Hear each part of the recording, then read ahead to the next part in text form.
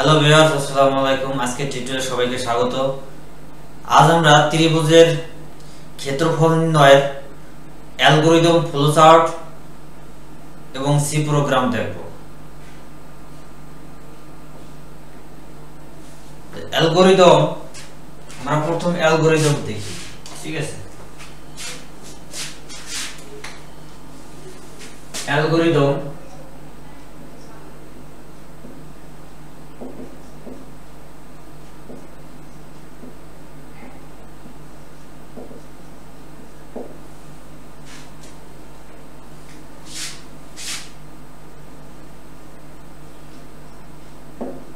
ধাপ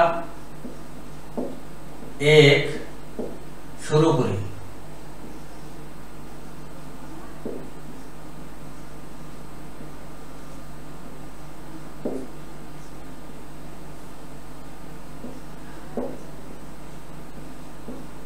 ধাপ 2, আমরা জানি ম্যাথে আসলে ত্রিভুজের ক্ষেত্রফল কিভাবে নির্ণয় করতে হয়। যেরকম একটা ত্রিভুজের ক্ষেত্রফল নির্ণয়ের জন্য অবশ্যই আমাদের কি লাগবে? উচ্চতা লাগবে, তাই না? উচ্চতা লাগবে এবং ভূমি লাগবে। এইটা ভূমি আর এটা উচ্চতা। ত্রিভুজের ক্ষেত্রফল নির্ণয়ের সূত্র হাফ ইনটু ভূমি ইনটু উচ্চতা। এই সূত্রের মাধ্যমে আমরা ম্যাথে ত্রিভুজের ক্ষেত্রফল নির্ণয় করেছি। এখন এই সূত্রের মাধ্যমেই আমরা কি করব? ক্ষেত্রফল নির্ণয় করব। এখন আমাদের ভূমি এবং উচ্চতা এই দুইটা বিষয়ের কি লাগবে? আমাদের ইনপুট লাগবে।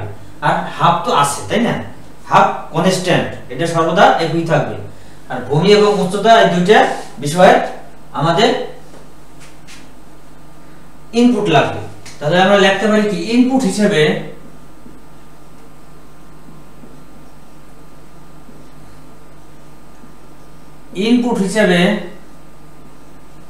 ভূমি, তার মানে ভূমি এবং উচ্চতা এই দুইটা বিষয়ের যে আমরা ইনপুট গ্রহণ করব, তার জন্য আমাদের দুইটা ভেরিয়েবল লাগবে, তাই না?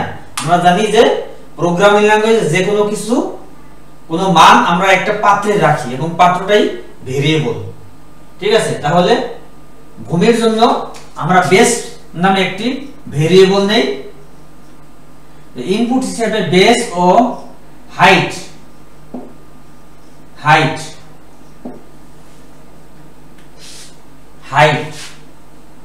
বেস ও হাইট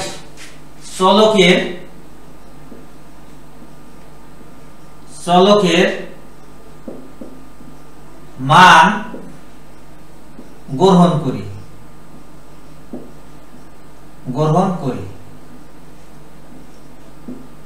তার মানে ভূমির মানটা আমরা বেস নামক চলকে রাখবো, উচ্চতার মানটা আমরা হাইট নামক চলকে রাখবো। আচ্ছা, চলকের মান গ্রহণ করি। এখন ধাপ 3,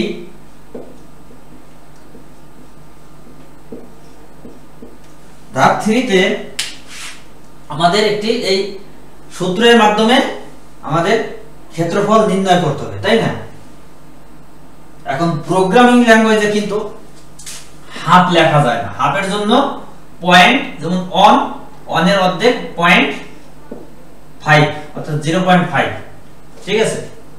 এখন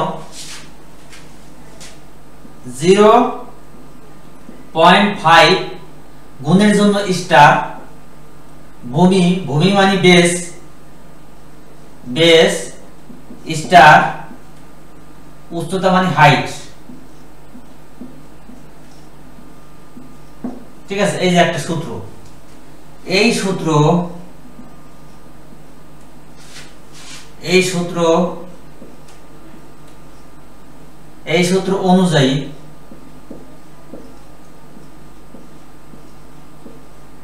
অনুযায়ী ক্ষেত্রফল নির্ণয়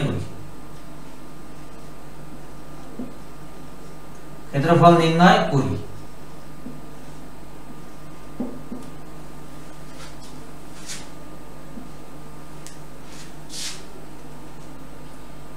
এই সূত্র অনুযায়ী ক্ষেত্রফল নির্ণয় করি।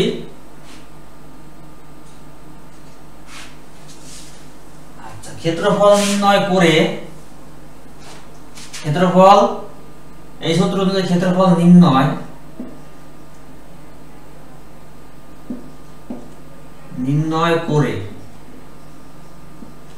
নির্ণয় করে এরিয়া চলকে রাখি।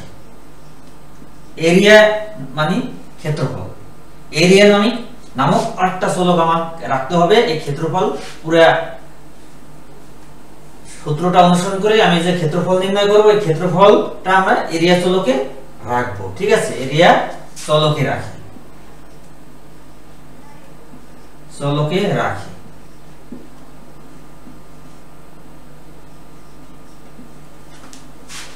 এখন ধাপ 4। ধাপ 4 কি হবে? ফলাফল হিসেবে এরিয়া চলকের মান প্রদর্শন করি। দেখি, ফলাফল হিসেবে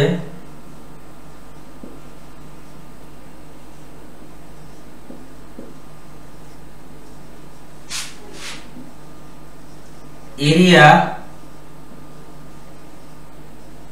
চলকের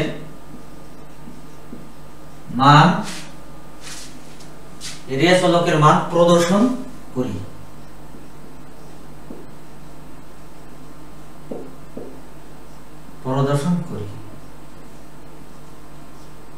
ফলাফল হিসেবে এরিয়া চলকের মান প্রদর্শন করি।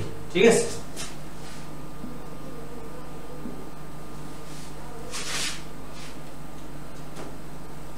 ধাপ 5।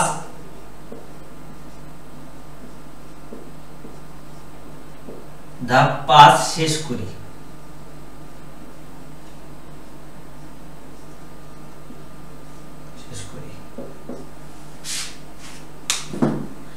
এটা গেল আমাদের বাংলায় অ্যালগরিদম। ঠিক আছে, এখন আমি এই অ্যালগরিদমটাই আবার ইংলিশে লিখে দেই যাতে তোমাদের সুবিধা হয়। তোমরা বাংলা অথবা ইংলিশ যে কোনো ভাবে অ্যালগরিদম লিখতে পারবে। ঠিক আছে, স্টেপ 1 স্টার্ট।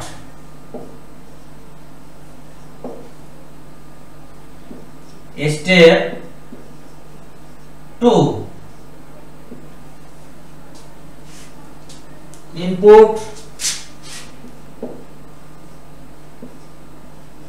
input base এবং height, input base এবং height। ঠিক আছে, তারপর স্টেপ 3 ইনপুট নিছি, বেস এবং হাইট এই দুইটা ভেরিয়েবল ইনপুট আমরা নিয়েছি। এখন কি করতে হবে? এই সূত্র অনুসরণ করে ক্ষেত্রফল নির্ণয় করে ক্ষেত্রফল এরিয়া চলকে রাখি। তার মানে আমি এরিয়া তারপরে একটা অ্যাসাইনমেন্ট অপারেটর দিয়ে আমি এই সূত্রটা লিখে দিতে পারি। 0.5 স্টার বেস স্টার হাইট।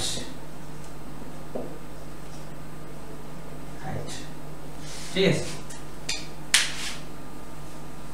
তারপর স্টেপ 4 ফলাফল হিসেবে এরিয়া চলকের মান নির্ণয় করি, প্রদর্শন করি। তার মানে step 4 print area.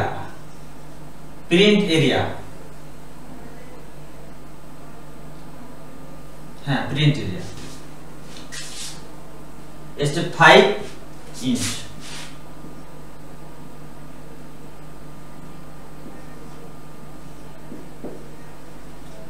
Step 5 int.